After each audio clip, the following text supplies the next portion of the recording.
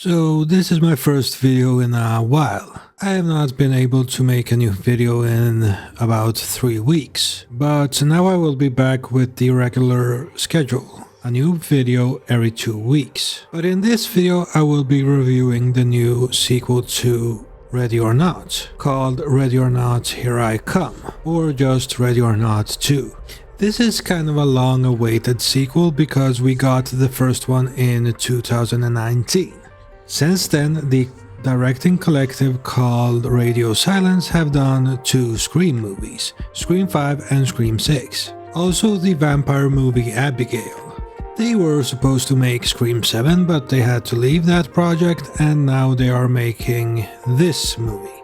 And I have to say that this is much better than Scream 7. It's a lot more fun and cohesive story. I actually wanted them to direct Scream when I saw the first Ready or Not movie because I thought their style fit into the Scream franchise, and they did. They have this comedic and satirical style that they bring to every movie they make, and every studio movie that I have seen from them has been great. This one is no exception. This one starts off directly after where the first movie ended. And if you have not seen the first movie, there will be spoilers here.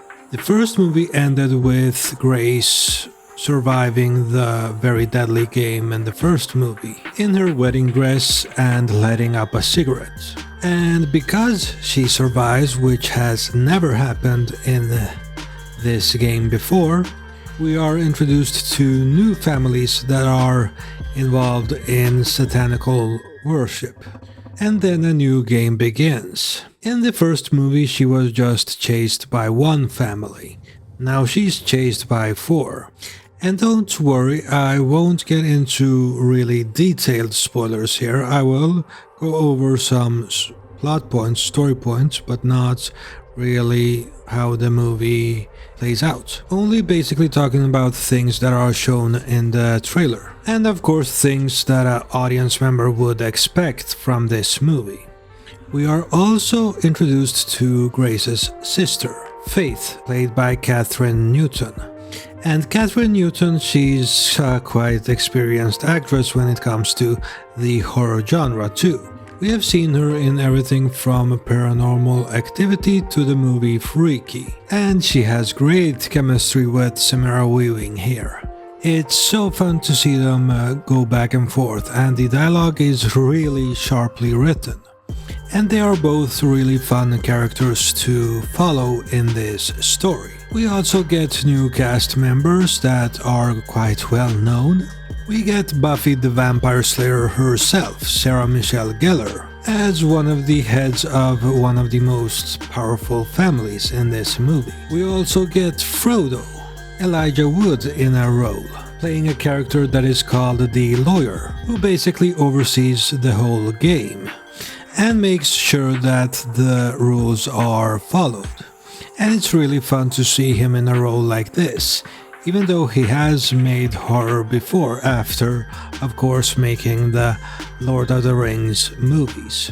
And Sarah Michelle Gellar is, of course, a very big pop cultural icon.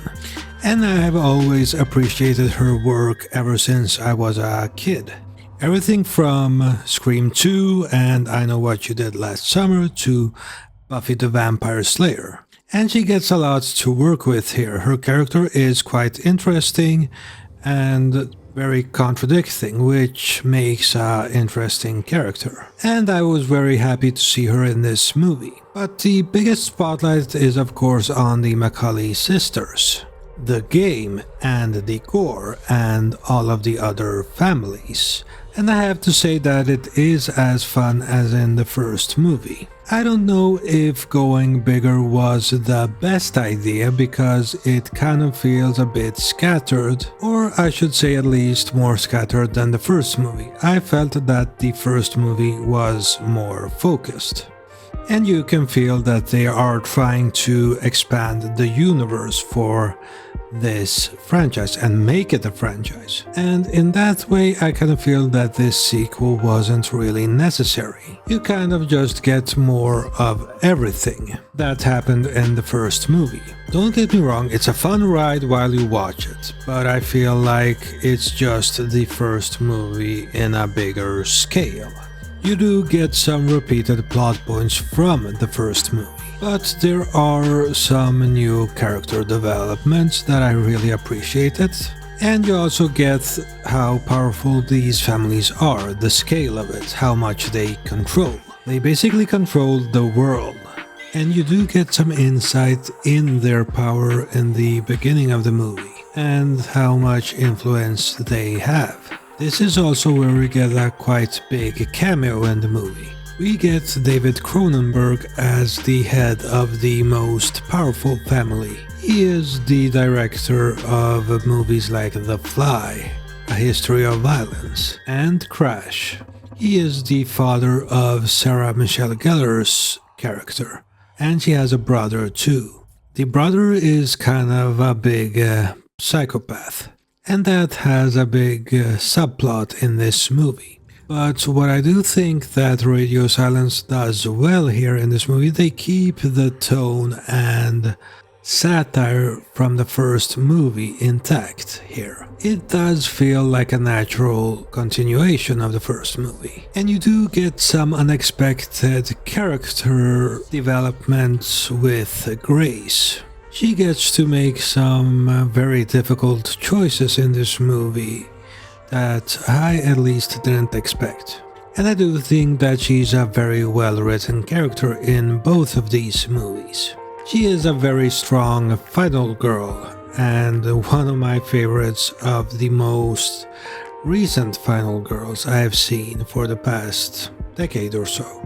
And that almost entirely falls on Samara Weaving's performance. She is just wonderful in this role. And Catherine Newton, she's great too. When they do get chased by these families, we also get a lot of kills, and they are very entertaining and gory. The SFX are great, and it's the type of carnage that is very fun to watch. I have to say that I was entertained throughout the whole movie, but I do feel that this sequel really wasn't needed. I'm glad that we got it, but it kind of feels like we didn't need it. The first movie was great on its own, and by the end of it, it kind of feels like they are done in a way that kind of feels like they don't have any more ideas, and it feels like a third movie isn't really necessary. You do get some new stuff and expanded stuff, but it kind of feels like it's just expanding for the sake of expanding. It's a terrific movie on its own, but I kind of feel like they don't have much more to tell with this universe. So I would be totally okay with them not doing a third movie.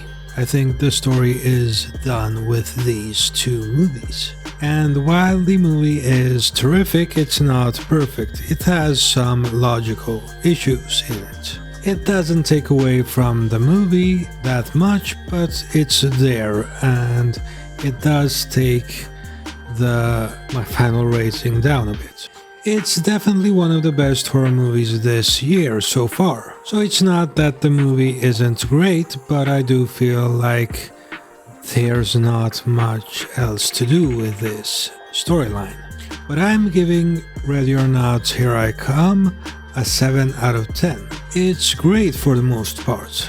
I just feel like we are done with this world. If you liked this video, please like, share and subscribe. Also, don't forget to smash the bell icon so that you don't miss any of my future videos. This has been Phantom Frame. Thank you so much for watching.